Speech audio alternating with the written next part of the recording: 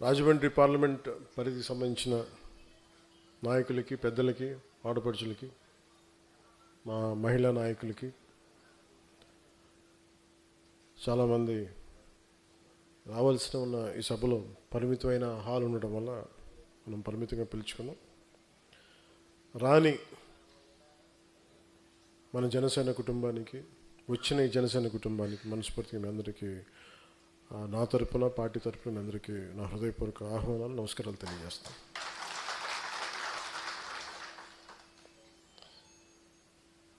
ఒకసారి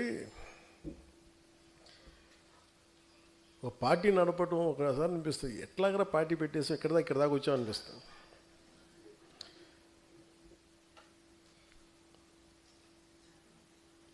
భగవంతుడు నా నుదుటిపైన రాసిన రాత అనుకుంటాం.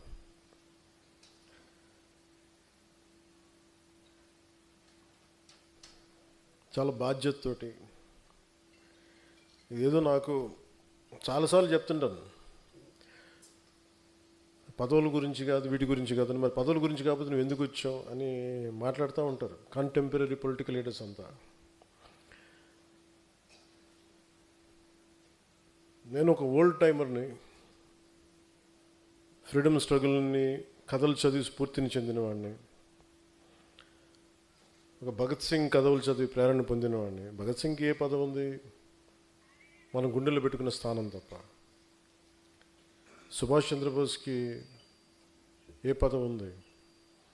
దేశం కోసం నలిగిపోయిన త్యాగం తప్ప. ఆ స్ఫూర్తితో వచ్చాను. దేనికి వచ్చి ఉంటానంటే,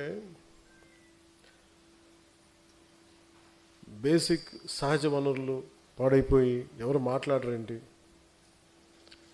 నదులు కలుషితం అయిపోతున్నాయి, గాలి కలుషితం అయిపోతుంది, ఎవరు మాట్లాడరేంటి, మనం ఏం చేయాలి, ఈ బాధలు ఇలాంటివన్నీ కలిపి ఒక సగటు మనిషి ఇబ్బందులు పడుతూ ఉంటే మనం ఏం చేయలేమా, ఇలాంటివన్నీ తీసుకొచ్చినాయి. వాటికి పదవులు ఒక బాధ్యత తప్ప వాటిని నేను ఒక గోల్గా పెట్టుకుని రాలా. అలా అని చెప్పి నాకు పదవుల మీద అగౌరవమో లేదంటే తక్కువ చులకన భావం లేదు. నాకు చాలా గౌరవం ఆ పదవుల మీద. కానీ పదవి కోసమే నేను ఉన్నానంటే, ఒకవేళ పదవి లేకపోతే పని చేయవా అని నాకు నేను ప్రశ్నించుకున్నాను. ఇదే హాల్లో 2019లో ఇదే మన నుడి మన నది ఇక్కడ ప్రారంభించాం. ఆ రోజు మనకు తెలుసా, ఇదే రాజమండ్రి ఒక కీలకమైన ఘట్టం ఉంటుంది. ఇక్కడ ఒక కీలకమైన భారతదేశపు సంబంధించిన పాలిటిక్స్కి ఒక మూలస్తంభం ఇక్కడి నుంచి ఏర్పడుతుంది అని ఆ రోజు మనకే తెలియదు. అలాంటి రాజమండ్రి 2 సంవత్సరాల క్రితం, దాదాపు మార్చిలో అనుకుంటాను, గౌరవ ముఖ్యమంత్రి గారిని ఆయన జైల్లో పెట్టినప్పుడు అది ఎలాంటి పరిస్థితులు ఉన్నాయో మీ అందరికీ తెలుసు. ఆ రోజున ఏ ఒక్కరు కూడా రోడ్ల మీదకి వచ్చే పరిస్థితి, ఎవరికి నోరు మెదపాలంటే గుండెలు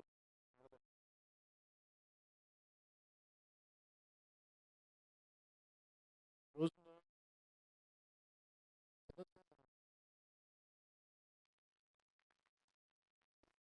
ఎలాంటి నిలబడ్డారంటే, ఇక్కడున్న ఆడపడుచు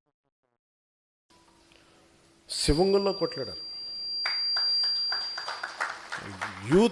యువకులైతే రోడ్ల మీదకి వచ్చి కొట్లాడారు. కేసులు ఉంటాయా, పోతాయా, ఏమైతే అది అవుద్దని. తెలంగాణ బోర్డర్ దగ్గర నుంచి వైజాగ్ దాకా మొత్తం నలుమూలల, పల్నాడు కావచ్చు, గుంటూరు జిల్లాలు కావచ్చు, ప్రకాశం జిల్లా కావచ్చు, ఈరోజు అన్నీ అయిపోయిన తర్వాత అందరూ మెత్తబడిపోయారు. అందరం కడుపు నిండిపోయింది అందరిగా. పౌరుషం చచ్చిపోయింది, చావు చచ్చిపోయింది. మళ్ళీ మీ అందరికీ కడ్గతిక్కిన కథ వినిపించాలి నేను. ఏమ్మా, కడ్గతిక్కిన కథ వినిపిద్దానికి పౌరుషం చచ్చిపోయింది అందరికీ, లేదు కదా.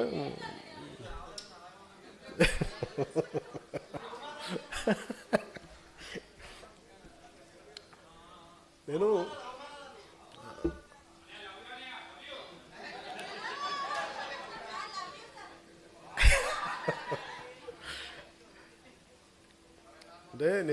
అవమానాలు జరుగుతున్నాయి అంటే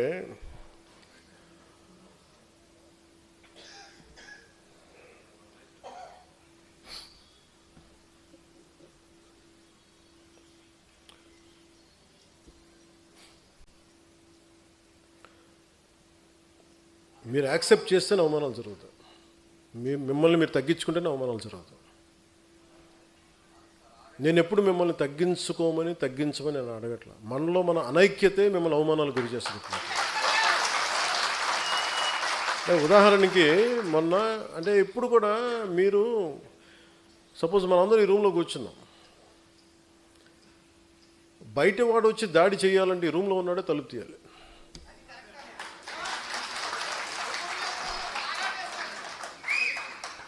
సో జనసేనకి నేను చాలాసార్లు చెప్తాను, నాకు ఎంత కష్టం ఉంటుందంటే నిజంగా ఒకసారి నేను మొన్న తమిళ్ పాలిటిక్స్ చూస్తున్నా ఈ మధ్యన. వాళ్ళు ఎంత సుఖంగా చేశారా పాలిటిక్స్, ఎంత సుఖంగా చేశారు, నాకు అసూయ కలిగేంత సుఖంగా చేశారు. నేను 10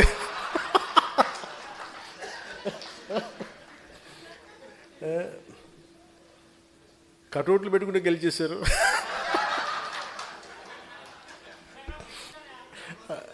అలాగే కటౌట్లు హలోగ్రామ్స్ పెట్టుకుంటే బాగుంది. అలాగే చక్కగా సీఎంలు అయిపోయారు. నన్ను 15 సంవత్సరాలు రోడ్డు మీద దేకిచ్చినా కానీ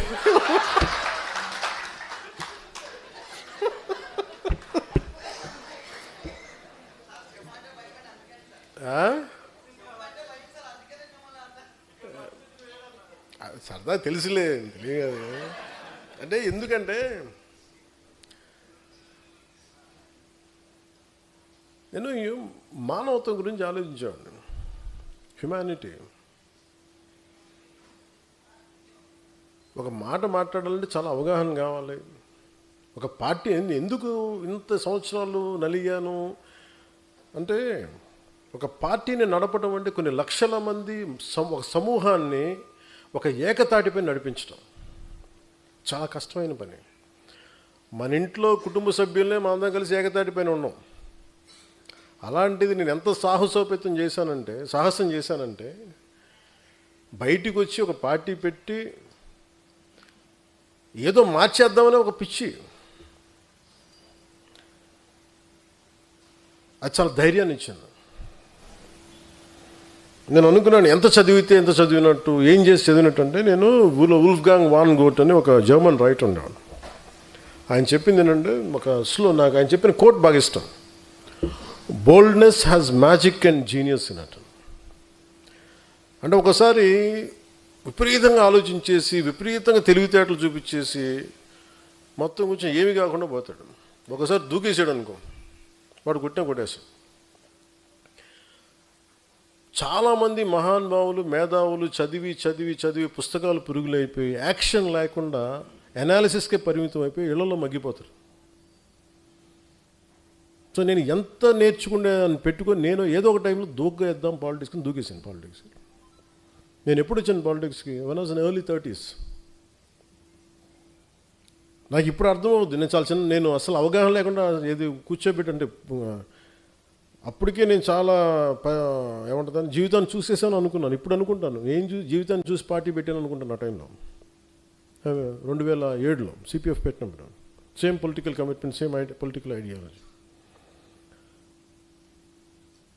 అంటే ఈ దేశంలో సగటు మనిషి బలంగా ఉండాలి. ఈ దేశంలో సగటు మనిషి కష్టం వస్తే వాడు చెప్పుకోగలగాలి. ఒక ఎమ్మెల్యే ఉన్నా, ఎంపీ తెలిసినా, నాకు ఒక వార్డు మెంబర్ తెలిసినా తెలియకపోయినా సగటు మనిషి వ్యవస్థలకు నిలబడాలి, వ్యవస్థలు అతను న్యాయం చేయాలి. ఇలాంటి ఈరోజు చాలా ఏమైపోయింటే సహజంగా మనకు రావాల్సిన హక్కులు ఇచ్చేవాళ్ళు ఎవరు లేరు. మనకి తెచ్చుకోవాలి, ఇవన్నీ సాధించుకోవాలి, సాధించుకోవాలి. ఇలాంటి 100 సమస్యలు ఇవన్నీ కూర్చోబెట్టి నన్ను ఆలోచించి ప్రేరణ కలిగించి ఇక్కడ దాకా తీసుకొచ్చింది. నువ్వు ముఖ్యమంత్రి అవ్వలేదు చావు కొట్టేశారు ఈ మధ్యన. అసలు మన సామాజిక పరిస్థితులు ఎలా ఉంటాయి చెప్పండి. అసలు ఉన్న స్టేటే ఒకటి, అది లింగ్విస్టిక్ స్టేట్ని అమరజీవి పొట్టి శ్రీరాములు గారు ఏర్పాటు చేస్తే తమిళనాడు నుంచి చిత్తకొట్టి పంపించారు. తెలంగాణకి ఏమో కనెక్ట్ అవ్వలేదు, విడిపోయాం. పోనీ తమిళనాడుతో కుదరలేదు, తెలంగాణతో కుదరలేదు, కనీసం ఆంధ్ర వాళ్ళతో కుదురుద్దా అంటే 3 క్యాపిటల్స్ ఉంటారు ఒకళ్ళు. పోనీ అది అయిపోయింది అనుకుంటే అంటే ఏకాభిప్రాయం లేదు ఇక్కడ. మరి ఇలాంటి పరిస్థితుల్లో నేను నా గురించి ఆలోచించుకుని నాకు అసలు నిజంగా నాకు సూపర్ స్టార్టమ్ నాకు ఈ రోజుకి నేను కూర్చోబెట్టి నాకు సినిమాలకు వెళ్ళిపోతే మళ్ళీ నాకు ఓజీలా కష్టపడితే ఓజీ లాంటి సినిమాలు చేసుకోగలను. బట్ నాకు ఇష్టం సినిమాల కంటే కూడా జనం తాలూకు కష్టాలు, బాధలు, ఏడుపులు. గ్లోబల్ రికగ్నిషన్లు, గ్లోబల్ అవార్డులు ఎన్ని కొట్టినా కానీ ఒక ఊరు పేరు లేని ఒక గ్రామానికి, 70 సంవత్సరాల కరెంట్ లేని గ్రామానికి అధికారం వచ్చి కష్టపడి అది రోడ్డు వేస్తే అది ఒక ఆస్కార్ కొట్టినంత ఆనందం ఉంటుంది. డోలీల మోతకి గర్భిణీ స్త్రీలు నలిగిపోయి అలాంటి దాని వాళ్ళకి రోడ్లు వేస్తే అది గ్లోబల్ రికగ్నిషన్ వచ్చినంత ఉండదు. నేను ఇవి ఆశించాను. నేను చాలాసార్లు అడుగుతాను, ఎందుకు నేను అంత కుదించుకోవాల్సి వచ్చింది, పరిమితం చేసుకోవాల్సి వచ్చింది అంటే, నేను 2019లో 2014 నాకు అనుభవం లేదు. అంతకుముందే 2009లో ఒక బెటర్ ఎక్స్పీరియన్స్ ఉంది. This time I want to learn how to handle a party. I want to learn how to run a party. ఒక డాక్టర్ చదివి, MD చదివి ఒక స్పెషలిస్ట్ అవ్వాలంటే 7 సంవత్సరాలు 8 సంవత్సరాలు చదవాలి. అలాంటిది ఒక పాలిటీషియన్ ఏమవ్వకుండా కూర్చోబెట్టి పార్టీ పెట్టి అయిపోద్ది ఎలా అని నాకు నేను నేర్చుకున్నాను. పాలిటిక్స్ నడపటం, వ్యవస్థ నడపటం, మనుషులు మాట్లాడటం, తిట్టించుకోవటం, ఎదురుదాడి ఎదురుకు కౌంటర్స్ ఇవ్వటం. నువ్వు వస్తే ఎంత చండాలంగా ఉంటుందంటే నీ ఇంట్లో ఆడబిడ్డలను కూడా మేము ఇంత నీచంగా మాట్లాడతాం. మన సంస్కారం వాళ్ళ మనుషులు ఎవరిని అనడానికి ఒప్పుకోదు. ఇవన్నీ తట్టుకొని ఇప్పుడు నన్ను తిడుతుంటే నా మైండ్ ఎట్లా అయిపోయిందంటే రాటు తెలిపోయింది. నాకు లోపల స్పందన పోయింది. నాకు అంటే ఎంత కన్వీనియంట్గా ఉంటాయి పాలిటిక్స్ అంటే. మన ఈ మధ్యన ఒక విశ్లేషకులు ఆయన, నేను అమిత్ షా గారు మాట్లాడుకుంటున్నామంటే ఆయన పక్కనే ఉండి విన్నట్టుగా మాట్లాడారు. అంటే నాకు ఆయన అంటే చాలా గౌరవం, చాలా గౌరవం. ఎందుకంటే ఆయన ఇంట్లో పెళ్ళికి కూడా వెళ్ళాను నేను. ఓకే, ఎవరి అభిప్రాయాలు ఉండొచ్చు. నిజంగానే పాలసీ పరంగా మాట్లాడటం, విశ్లేషణ వేరు. హియర్సే అనేది విశ్లేషకులు మాట్లాడకూడదు ఎప్పుడు. పలానోళ్ళు చెప్పారు నాకు, అథారిటీ వాళ్ళు ఎవరు చెప్పలేరు. ఈ సభాముఖంగా నేను మీకు ఒకటి చెప్పదలుచుకున్నా, మనకి ఎక్కడ ఉంది పార్టీ నడపడానికి శక్తి? టీవీ ఛానల్స్ ఉన్నాయా మనకి? కనీసం మనకున్న సోషల్ మీడియా హ్యాండిల్స్ అన్నీ నాకు ఏదైనా కష్టం వస్తే అందరూ ఏకాభిప్రాయం మీద ఉంటారా? తమిళనాడులో ఒక హీరో సినిమా చూడాలి అంటే అతని అభిమానులందరూ ఏకతాటిపోయినంటే అతను సీఎం అయిపోయాడు ఆయన. ఇక్కడ మన అభిమానులందరూ సినిమా పరంగా ఇష్టపడతారేమో కానీ పాలిటిక్స్ రాగానే కులం వచ్చేసింది బయట. కులానికి విడిపోయారు, కొంతమంది పార్టీలుగా విడిపోయారు. ఎక్కడ ఏకాభిప్రాయం ఉంది ఇక్కడ? మరి ఇలాంటి వైరుధ్యమైన వాతావరణంలో ఎదిగి ఇక్కడ దాకా రావటమే ఒక కొండరాయిని బద్దలు కొట్టుకొని ఒక మొక్క పెరిగితే ఎలా పెరుగుతుంది అంత కష్టం వచ్చింది. అంటే మనకి గుదిబండ్లు పెట్టేశారు, గుదిబండ్లు పెట్టుకుని ఇంత వచ్చింది మొక్క. అంత కష్టం ఆంధ్రప్రదేశ్ పాలిటిక్స్. నువ్వు ఎలా గెలుస్తావో చూస్తాను అనేవాళ్ళు ఎక్కువ. నువ్వు గెలవకుండా చూసుకునే బాధ్యత మాది. నేను ఎవరికేం ద్రోహం చేయలే, వాళ్ళ గురించి ఎప్పుడు నెగిటివ్గా మాట్లాడలే.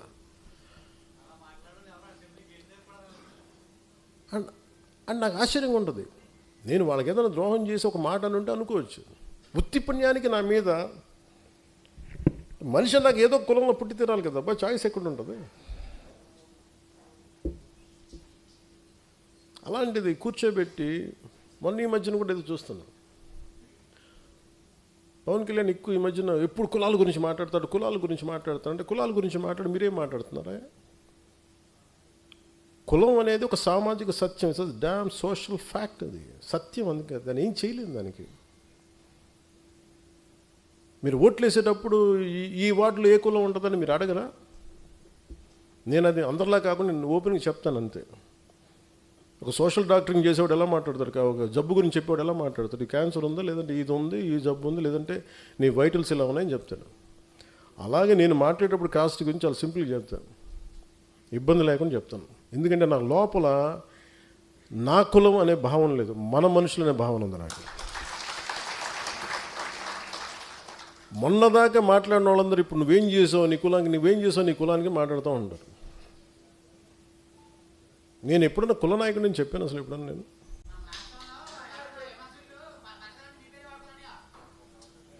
సంతోషం, బతకనే ఉండి మన పేరు చెప్పుకొని 10 సబ్స్క్రైబర్స్ పెరిగితే మన పేరు చెప్పుకొని 10 రూపాయలు యూట్యూబ్ డబ్బులు, సంతోషం ఏముంది? మన తిట్టి కూడా డబ్బులు వస్తాయి, మన తిట్టినా కానీ సబ్స్క్రైబర్స్ పెరుగుతారు, పెరగనే ఉన్నా. అంటే ఇవన్నీ ఎందుకు చెప్తున్నానంటే it is not that easy to run a political party. అలసిపోతాను కదా సార్,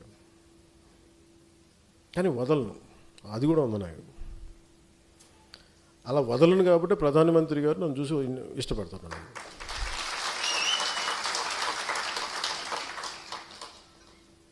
ఒక ఆడబిడ్డ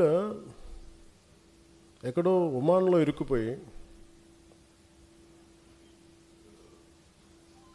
నూర్జహాన్ పేరు మర్చిపోయాను, ఒక ముస్లిం ఆడబిడ్డ ఒమాన్లో ఇరుక్కుపోతే, అన్న నేను చేసుకున్న ఎంప్లాయీ నన్ను ఇబ్బంది పెట్టేస్తాను, నాకు కొట్టేస్తాను అని చెప్పి ఏడుస్తుంటే ఏడుపు కదిలిపోయాను నేను. ఆ వీడియో నా దగ్గరికి వస్తే ఒక్క మాట చెప్తే జన సైనికులు ఎంటైర్ మెషినరీ కదిలి ఆడబిడ్డని తీసుకొచ్చారు, ఇక్కడ క్షేమంగా తీసుకొచ్చారు. ఇలాంటి సంఘటనలు 100 మంది తిట్టిన ఒక ఆడబిడ్డ ఆనందంతో చెప్తుంది కదా, చిన్న కన్నీళ్ళు, అది చాలు నాకు. ఒక 100 అవమానాలు తట్టుకోవాలనిపిస్తుంది. ఇప్పుడు మన దగ్గర టీవీ ఛానల్స్ లేవు. నేను చాలాసార్లు చూస్తుంటా, ముందు నన్ను ఎవరిని మెచ్చుకొని తెగ విశ్లేషకులు ఉన్నారని నాకు భయం వేస్తుంది, వీళ్ళ తర్వాత ఫ్యూచర్లో తిడతారు నన్ను.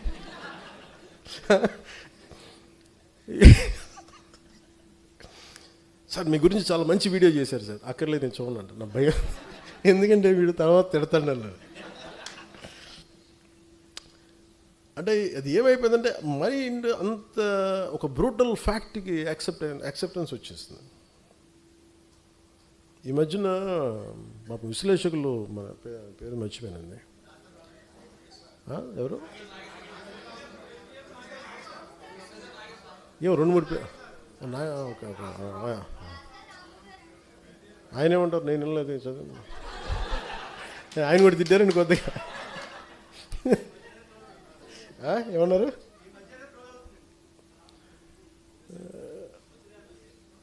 వద్దులే,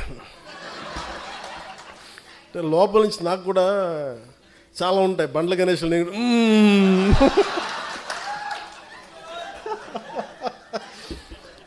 ప్రొడ్యూసర్ బండ్ల గణేష్ ఏమంటాడు కూర్చోబెట్టి లోపల బావులు, అట్లా నేను కూడా ఏదైనా మాట్లాడాలనుకుంటే వద్దులే వస్తుంది.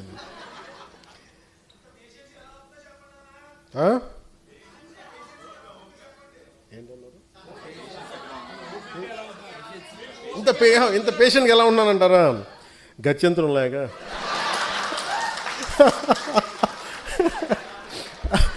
అలాగే ఇప్పుడు విశ్లేషకులు ఏది మాట్లాడుతూ ఉంటే, అంటే ఈ మధ్య ఎక్కువ న్యూస్ అయింది కాబట్టి చెప్తాను, మామూలుగా ఇది పట్టించుకోను. కానీ నేను ఎందుకు మాట్లాడుతాను, ఎవరన్నా సరే అమిత్ షా గారు ఎలాంటి వ్యక్తి? దిగ్విజయంగా 3 సార్లు భారతీయ జనతా పార్టీని దాదాపు అన్ని రాష్ట్రాల్లో బోణీ లేని చోట ఖాతాలు తెరిపించి, తమిళనాడు లాంటి చోట ఒక్కొక్క ఎల్లలేని రాష్ట్రాలని కొట్టి చూపించి, కేరళ లాంటి చోట toughest home minister after Shri Sardar Vallabhbhai Patel, Shri Amit Shah most toughest one. But నిజంగా ఆయన నేను చాలా దగ్గరగా చూశాను. నేను ఆయనకి నేను ఏదో చెప్పానంట, ఆయన నన్ను తిట్టారంట. ఇది వీరు విన్నారంట. వీరికంటే మనోహర్ గారికి తెలిసిన వ్యక్తి మనోహర్ గారు ఆయన చెప్పారంటే వీరు విన్నారండి. నాకు ఏమనిపిస్తుంటే, రోడ్డు మీద వెళ్ళే వాళ్ళు ఎవరో మాట్లాడితే వేరు, ఒక క్రెడిబిలిటీ ఉన్న విశ్లేషకులు ఇలా మాట్లాడితే తప్పదు. ఇప్పుడు నా గురించి కూడా మాట్లాడినాక నన్ను ఎన్నిసార్లు క్యారెక్టర్ అసాసినేట్ చేశారు, ఎన్నిసార్లు నన్ను తిట్టారు అన్నారు, తిమ్మారన్నారు, అవన్నీ పట్టించుకోవాలి. కానీ అమిత్ షా గారి పేరు వినిపిస్తే మటుకు నాకు తప్పు అనిపించింది, అది నేను ఖండించాలనిపించింది. దేనికంటే ఆ స్థాయి వ్యక్తుల్ని, కశ్మీర్ని ఆర్టికల్ 317 రద్దు చేయించి అలాంటి పరిస్థితుల్ని హ్యాండిల్ చేసిన వ్యక్తి, వెస్ట్ బెంగాల్ని అసలు దేశంలో ఉంటుందా లేదా భవిష్యత్తులో ఉన్న దాంట్లో నుంచి దేశాన్ని దాన్ని బయటికి తీసుకొచ్చిన వ్యక్తి, అలాంటి వ్యక్తి గురించి తేలిగ్గా మాట్లాడేస్తే మరి స్థానికంగా ఉన్న ఆంధ్రప్రదేశ్ బీజేపీ నాయకులకి ఎంత బాధ ఉందో నాకు తెలియదు. కానీ ఎందుకంటే ఇద్దరే మాట్లాడారు అమిత్ షా గారి గురించి మాట్లాడితే. ఇంతమంది ఎమ్మెల్యేలు ఉన్నారు, ఎంపీలు ఒక్కళ్ళు మాట్లాడాల, ఖండించలా. కనీసం ఇది నాకున్న వారికి ఉన్న గౌరవంతో నేను ఖండించాల్సి వచ్చింది. దానికి మీరు స్పందించారు బీజేపీ కంటే, దానికి చాలా మీ అందరికీ మనస్ఫూర్తిగా నా ధన్యవాదాలు తెలియజేసుకున్నాను.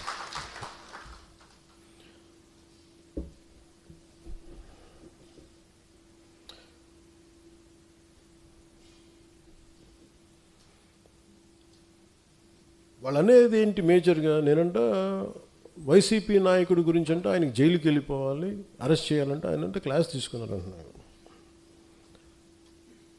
మీరు చెప్పండి, నిజంగా ఒక క్రైమ్ చేసిన వాడిని నేను చెప్పాలా?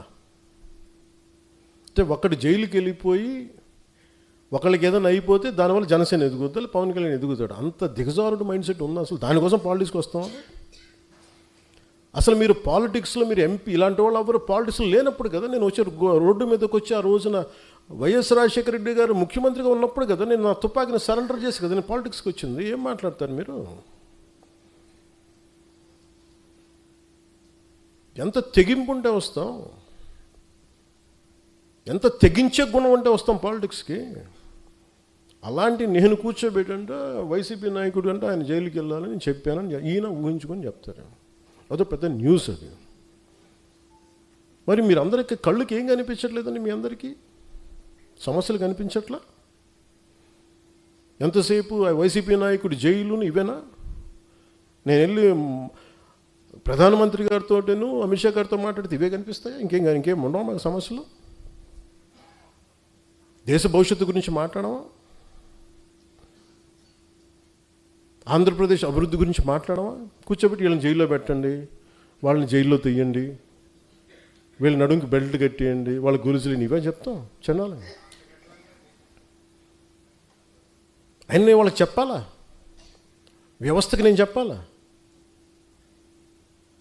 ఏసీబీ కోర్టులోనూ వాళ్ళకి క్రైమ్స్ లేవా? రిజిస్టర్ అవ్వలేదు, వాళ్ళు కోర్టుకి వెళ్ళవు, కోర్టులు పనిచేయట్లేదు, కోర్టుకి మేము చెప్పాలా? సుప్రీంకోర్టు జడ్జిలకు తెలియదా ఎవరు నేరం చేశారు, ఎవరు చేశారని తెలియదా? మేము చెప్పాలా? ఇది నన్ను ఇన్సల్ట్ చేయడం కాదు, అమిత్ షా గారిని ఇన్సల్ట్ చేయడం కాదు, వ్యవస్థని అవమానపరచడం. నేను ఎందుకు పట్టించుకోనంటే, Newton's third law, for every action there is an equal and opposite reaction. చర్యకి ప్రతిచర్య ఉంటుంది. కర్మ వదలదు ఎవరిని, కర్మ ఎవరిని వదలదు. ఎవరు చేసిన పనులు వాళ్ళు తగులుతాయి అంతే. అది మంచి కావచ్చు, చెడు కావచ్చు, సాధ్యమైనంత మంచి చేయడానికి ప్రయత్నం చేస్తాం. అలాంటిది నేను కూర్చోబెట్టి వాళ్ళని జైల్లో పంపించండి, వీళ్ళని జైల్లో పెట్టండి ఏంటి? ఆ సెంటిమెంట్ అంతా కూర్చోబెట్టి మీరు ఏదైనా అయిపోదామనా? దానికి నన్ను వాడుకోకండి దయచేసి. పవన్ కళ్యాణ్ అనే వ్యక్తిని మీ పెరుగుదల కోసం, మీ ఎదుగుదల కోసం పంచింగ్ బ్యాగ్ లాగా వాడుకుంది చాలు, ఇంకా ఆపేసేయండి. ఈ రోజున నాయకులకి, ఆడపడుచులకి, మహిళా నాయకులకి, అందరికీ చెప్తున్న నాయకులకు కూడా, కార్యకర్తలకి, జన సైనికులకి నా సహనం ఇంక ఇప్పుడు దాకా చూపించాను. ఒక పుష్కరం తర్వాత నేను నా సహనం భరించాను, అందరినీ భరించాను. ఇక భరించడాలలో కాన్సిక్వెన్సెస్ ఉంటాయి ఎవరికైనా సరే. నాకు ఆ భయాలు లేవు. నాకు అసలు ఓడిపోవడాలు, గెలుపుల మీద నాకు ఏమీ లేదు. నేను ఎప్పుడు ముందుకే వెళ్తాను. అంతేగాని కూర్చోబెట్టి వీళ్ళనంటే ఈ మాట అంటే ఓట్లు పోతాయండి, వాళ్ళనంటే ఇది పోతుందండి, ఆ భయాలు చేసేసే దేశాన్ని ఇక్కడ దాకా పట్టుకొచ్చారు అందరూ. ఒక సమస్యని సమగ్రంగా అర్థం చేసుకొని మాట్లాడటం, దానికి కుదిరితే ఒక పరిష్కార మార్గం వెతకటం, చేసిన ఒక నిర్ణయానికి ధైర్యంగా నిలబడి కట్టుబడి ఉండటం. నాకు తెలిసింది అదే. అది ఎక్కడి దాకా తీసుకెళ్తా అక్కడి దాకా తీసుకెళ్ళాను. అంతేగాని కూర్చోబెట్టి భయపడిపోయి సర్దటాలు ఇంక నేను చేయను. 12 సంవత్సరాల తర్వాత ప్రతి ఒక్కరు we have to earn our position in a party. అలాగే జనసేన మీద ఉట్టిన కూర్చొని దారిని పోయి ప్రతి ఒక్కడు రాళ్ళేద్దామంటే, నేను మీకు ఈరోజు నీ సభాముఖంగా, రాజమండ్రి సభాముఖంగా మీకు మాట చెప్తున్నాను, తెలియజేస్తున్నాను కదా, దానికి తగ్గ కాన్సిక్వెన్సెస్ అయితే ఉంటాయి. ఎందుకంటే ఇది దీన్ని మీరు తర్వాత నన్ను తిట్టుకోండి, తిమ్ముకోండి, కానీ నాకు కోపాలు ఉంటాయి కదా, నాకు బాధలు ఉంటాయి కదా, నేను మనిషినే కదా. అంటే మీరు ఇష్టానికి వెళ్ళిపోయి ఒక కొట్టేసి వెళ్ళిపోతే మేము నవ్వుకుంటూ వెళ్ళిపోతే భరిస్తూ ఉంటామా? అంటే ఇన్షర్ట్ వేసుకొని లేదంటే తెల్ల జుబ్బా తెల్లాలు చేసుకుంటే మా గుండెల్లో ఏడుపులు ఉండవా? మా గుండెల్లో కన్నీళ్ళు ఉండవా? మా గుండెల్లో మా కడుపు మంట ఉండదా? మీకైనా కష్టాలు, కన్నీళ్ళు.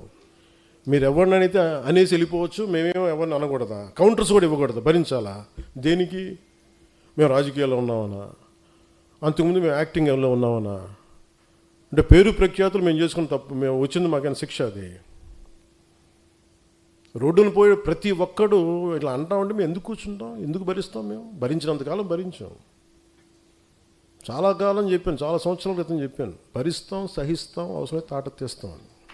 ఇది నేను సరదాగా చెప్పలా, అదేదో సినిమా డైలాగులుగా చెప్పాలి. నాకు ఉన్న చిరాకు, విసుగు. ఎందుకంటే చాలా సగటు మనిషి కోపం నాది. భరించి భరించి భరించి ఎంతకాలం భరిస్తాం? దేనికైనా హద్దు పొద్దు ఉండదు ఎవరికైనా. కొన్ని టీవీ ఛానల్స్ ఉంటాయి, వాళ్ళు బెదిరిస్తూ ఉంటారు. ఇప్పుడు మొన్నేదో సివిల్ సప్లైస్ గురించి ఏదో న్యూస్ వస్తుంటే విచిత్రమైన, ఇందాక చెప్పాను కదా, బయట డోర్ తెరవడు, మనకి లోపల డోర్ తెరుస్తాడని. ఒక జనసేన నాయకుడిని ఇంకో జనసేన నాయకుడు ఆ టీవీకి లీడ్ ఇచ్చాడు. నాకు అది కూడా తెలుస్తూ ఉంటుంది. ఏం మాట్లాడతాం? సివిల్ సప్లైస్ ఏదో రైస్ ఇట్లా ఉంది, అది ఇదని మాట్లాడితే నాకు ఆశ్చర్యం కలిగింది.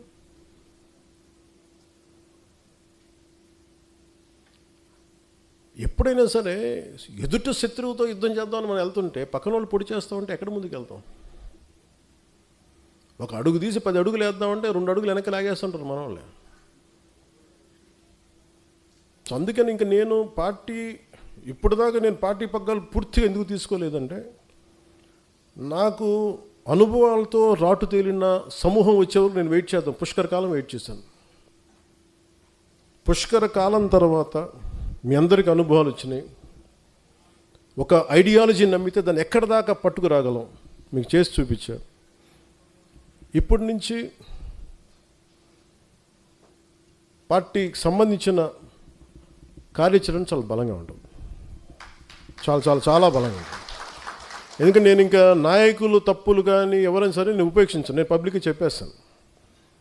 ఎందుకంటే మీరు పబ్లిక్గా మీ ఇష్టాలకి మీరు మాట్లాడేస్తున్నప్పుడు నేను మిమ్మల్ని కూడా నుంచోబెట్టేస్తాను, కార్యకర్తల ముందు నుంచోబెట్టేస్తాను.